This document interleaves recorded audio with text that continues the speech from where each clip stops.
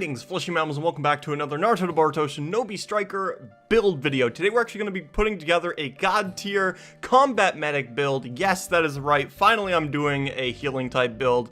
I think I've only done like 2 healing type builds before, so yeah, this is going to be pretty interesting.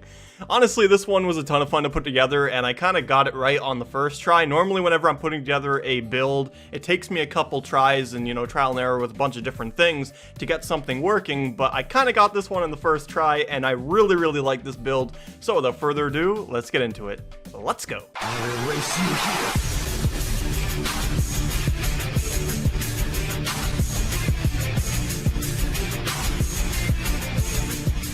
Alright, so starting things off with the weapon, I actually decided to go with the ninja sword. My reasoning for this is, well, just personal preference. You can go with any weapon you see fit, whichever one you like the most, but in my opinion, I like the ninja sword or the Fame Blade Kurosawa. Both of those are kind of like my go-tos for healing type. You can go with any weapon that you want, but I decided to go with the ninja sword because of its range, hit rate, the attack power is pretty average, and the speed is normal as well. So it's a mostly average weapon, so it's well rounded, and it's got a pretty decent amount of reach. As far as like lunge goes, it's not the greatest for lunge, but it works out pretty well for short combos that allow you to get some good damage off. So yeah, moving on. For the ninja tool, I decided to go with the Healing Seal Type 2. Now, honestly, since the Healing Seal got the Type 2 buff, it's been probably, in my opinion, the best ninja tool for healing types, because even if you're not using a healing type jutsu, this is still more useful than the old Healing Seal, which was just a bubble on the ground. This one is a lot better. You get a nice little boost, and it has a pretty fast charge rate as well. So honestly, I just really like this one. You can go with whichever ninja tool you want, but honestly, I highly recommend the Healing Seal Type 2 because you're gonna be needing it for this build, honestly. Alright, moving on to the skills. For the top skill, I actually decided to go with the Spiteful Spirit skill. Now, this, all it really does is lengthen the amount of time that enemies suffer from status ailments. Now, basically what this means is anytime they are debuffed, it lasts longer. For example, the Nervous System Rupture lasts longer, so they're having their controls all messed with for a longer period of time. Honestly, a very good choice for this build, in my opinion. It works very well for the majority of class types as well, so like if you're using a range type, defense type, or attack type, this works extremely well. But since this is a healing type, I decided to go with it because we're going to be messing with a lot of the enemies using this build. So yeah, moving on to the next skill. For the bottom skill, I actually decided to go with Out of Thin Air, and basically what this does is, well, it shortens your substitution cooldown time by, I believe, 10%. Correct me if I'm wrong in the comment section down below, but I'm pretty sure it is a 10% reduction. So basically, if you are using any of the substitutions that have a 20-second cooldown time, it will drop it down to, I believe, 18 seconds. So generally very useful on healing types, since you want to be avoiding that damage to stay alive to heal your team and, you know, all that good stuff. So generally this is a very good perk, in my opinion, very good skill to have. Honestly, there's nothing really more to say here. The faster your cooldown is on your substitution, the more damage you're going to be avoiding in the long run. So generally just overall a good skill to have. Moving on. Alright guys, for the accessory skill, this one is completely up to you guys, but I decided to go with Back from the Brink. Now, this one just shortens my respawn time so I get into the battle faster, but like I said, this one's completely up to you guys, so choose whichever skill fits your playstyle the best. Now let's move on to the ninjutsu.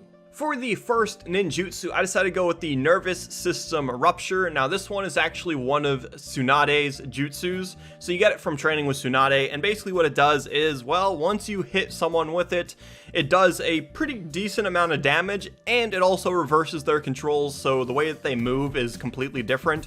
So basically, back is forward, left is right, right is left, you know, all that good stuff. So basically, it messes with their controls, and it makes it a lot harder to actually move around. And in the game where mobility is kind of key, it's very difficult to deal with sometimes. And, well, combine that with the status ailment duration increase, It's, well, it's gonna be a nightmare for the enemies. It only has a 13-second cooldown, so on top of having extremely long reach and being able to mess with people, it cools down pretty fast, in my opinion.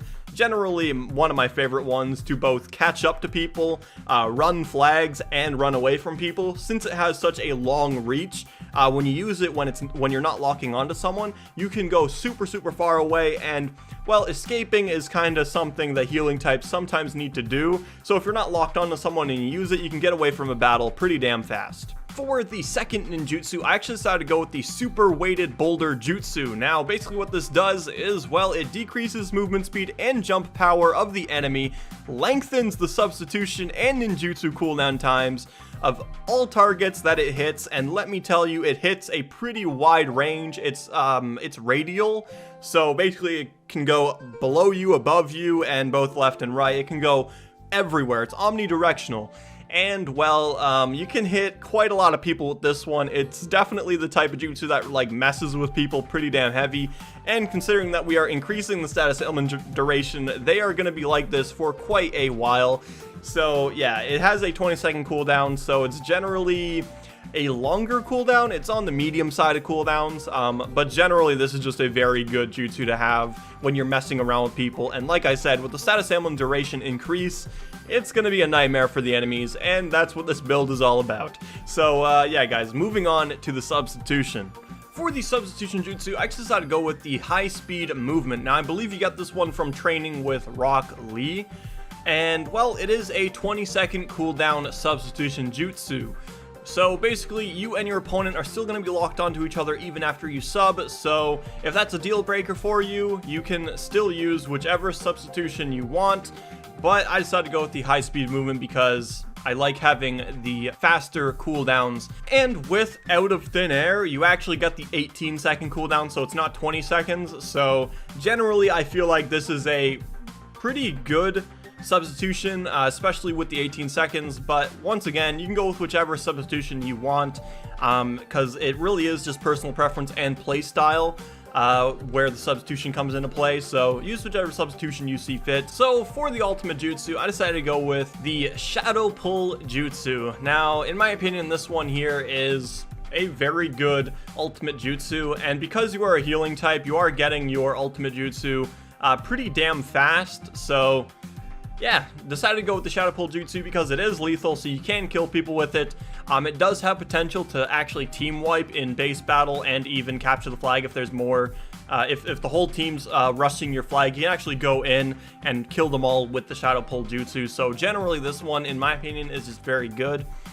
You can also use the long distance healing jutsu, which is a Tsunade jutsu, and of course you get the Shadow Pull Jutsu from who else but Shikamaru.